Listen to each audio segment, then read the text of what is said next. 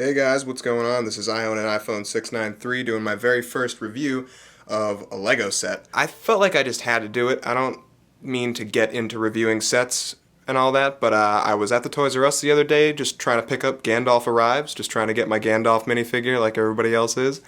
And on the shelf I noticed a set that was the exact scene that I had always wanted them to make in Lego, Palpatine's arrest. The retail price that I got it for at Toys R Us was $110, which is surprisingly steep for a set that has a box that's pretty much the same size as Attack at Weathertop.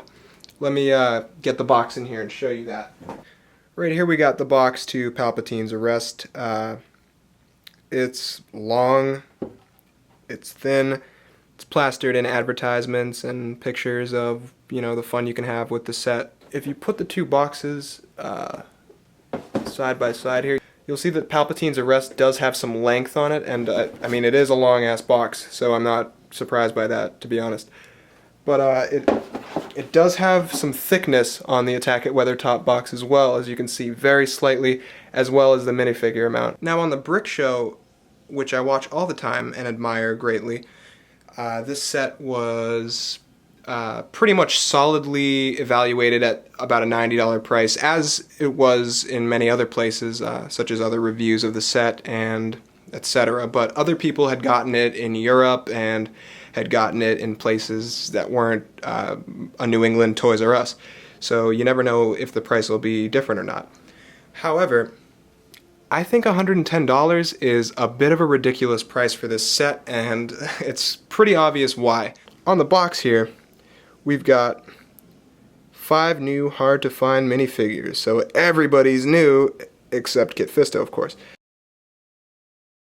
The first minifigure we get in this set is Anakin Skywalker, redone with an awesome new face. He's got a double face, there's him without the lightsaber, back printing, and some interesting leg printing that make Jedi look a lot more Jedi than they used to. It's not just pants anymore, he's got the little flaps coming out of his belt that are black there.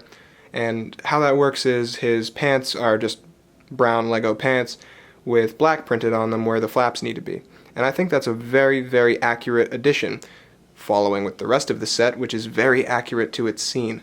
Next is Mace Windu, who is rocking an awesome new design. He's got that little glint in his eyes that Lego are adding to their newer sets, as well as a much more detailed torso. He doesn't have the flaps on his legs that Anakin has, but I can deal with that because it's Mace Windu and he's got that purple lightsaber. I love that they gave him a cape, but it's probably to cover up the fact that he has no back printing. Next up is Agen Kolar, who is rocking a pretty awesome headpiece and is a Lego figure that they've never made before. I'm excited to have him. He was part of this scene, and I'm very happy Lego included him, although he does get killed after like 2 seconds of being on screen.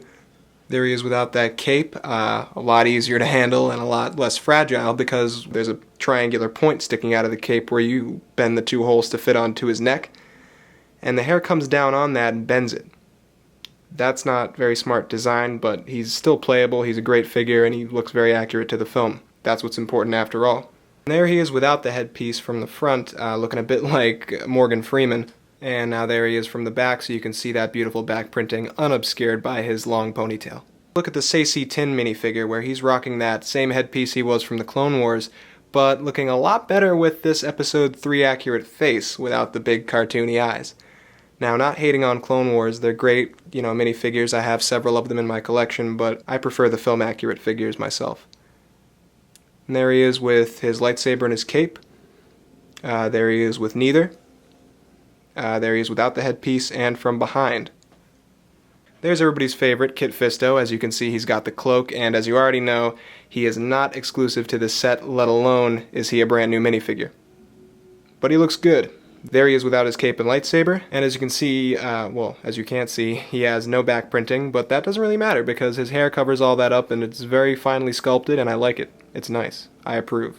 There is Chancellor Palpatine, who is my favorite figure from this set because of his golden lightsaber and his very movie-accurate printing once again on the front and the back. He has a 2-sided face, one of which is him gritting his teeth like that, being all angry and old, and the next one is him being even angrier and older with those Sith Lord eyes that you also have on Anakin's face in the Interceptor, but not in this set. Alright, so let's start off where the booklet starts off and where everybody else who's reviewed this set has started off. On this pretty photogenically created little speeder here. Now this is a speeder that it's got a couple of flick fire missiles on the end of it there, as you can see on either side, that I'm not going to use. You're not going to use them. Nobody's going to use them, but they're there. And they're flick fire missiles because it's a Lego set. Basically the way you're supposed to play it is this is the launching pad, which can connect to these holes over here or those holes over there. But I got them connected to these holes over here because it makes sense that, you know, you land here, you walk up the stairs, and you go through the door, which, by the way, opens all Star Wars-y slider door that'll crush you if you're in the middle of it while it's closing. Beautiful stuff. But on our way back from my tangent, Anakin's supposed to land his ship here. There's a little rounded double piece there that fits in there, and it goes right there. You can do lots of stuff with it. This opens up. This opens up here quite a bit to an obtuse angle, so you got a lot of room to play with there.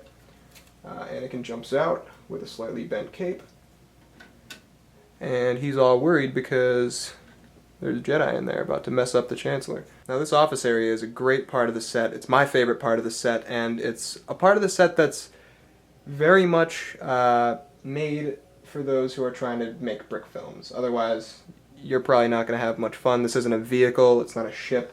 There's no exterior walls that would look like Coruscant or anything. It just has these three very nice, very Star Wars-y pillars going on.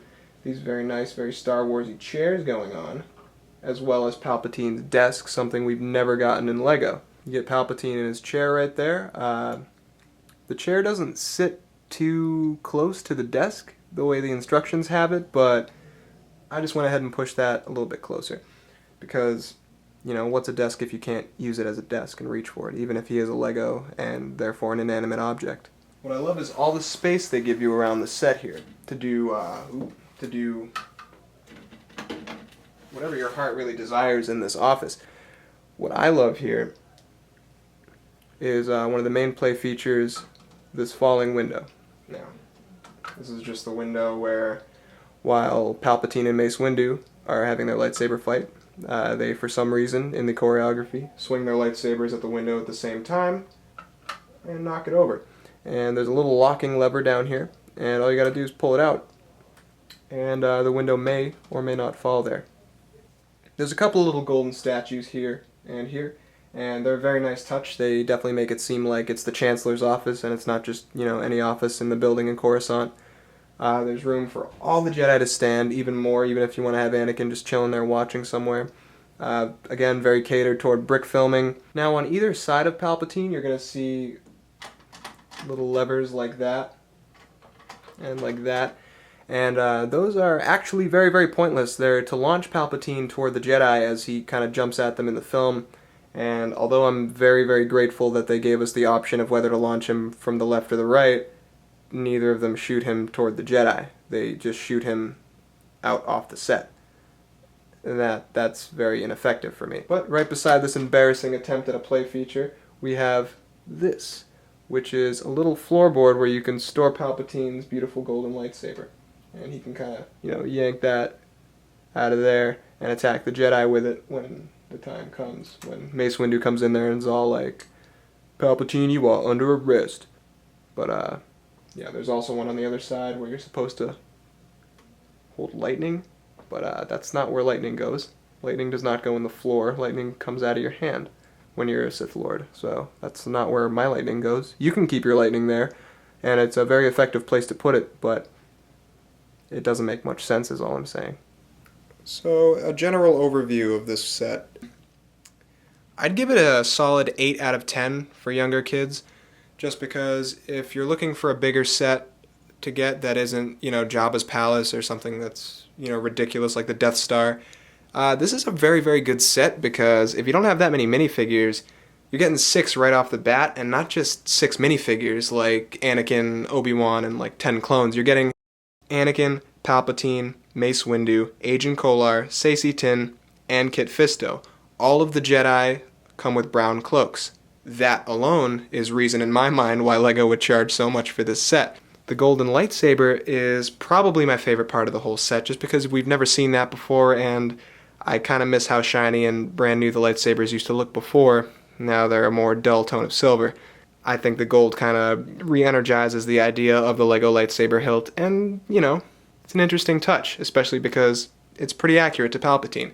I notice a big theme with this set from Lego is accuracy to the film, which I love because Lego never is accurate to the film with these sets. But here you're actually getting everybody that was at the scene, and that for me is all you could really ask for. I mean, the speeder's great, the doors are great, the entire, mise-en-scène and tone of the office is beautiful. You get the exploding window, you get a little place for Palpatine's lightsaber to pop out. It's just a great set. But $110, I literally had to sleep on that. I saw it at the store and I said, wow, that is the exact scene I've always wanted them to make in Lego. I went home with the thought that, hey, I'm real glad that Lego decided to make that set. I'll get it at some point, just not right now. $110 is a lot of money. I just shot a wedding and got a lot of money from that, but I'm not ready to just blow it all on this set.